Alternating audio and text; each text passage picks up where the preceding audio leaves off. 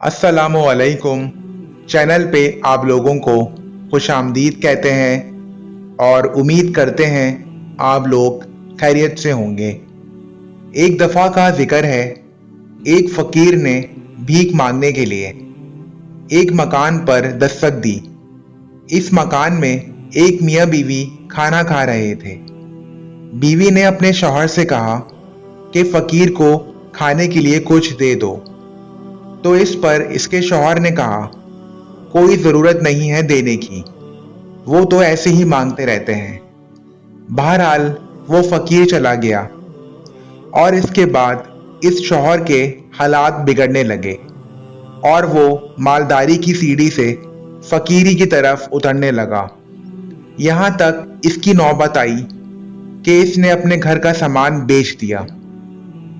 फिर इसने अपनी बीवी से कहा, मैं अब तुमको अपने साथ रखने की हिम्मत नहीं रखता, इसलिए मैं तुमको छोड़ देना चाहता हूँ। चुनाचा इसने अपनी बीवी को छोड़ दिया।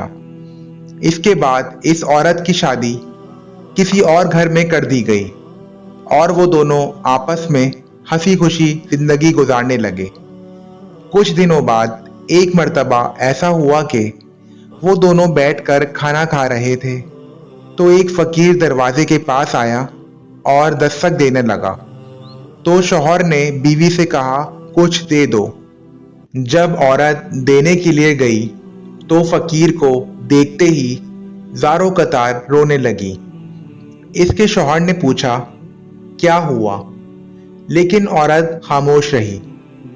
फिर थोड़ी देर बाद इस औरत ने बताया, जो फ़कीर मांगने के लिए आया था वो असल में मेरा पहला शौहर था।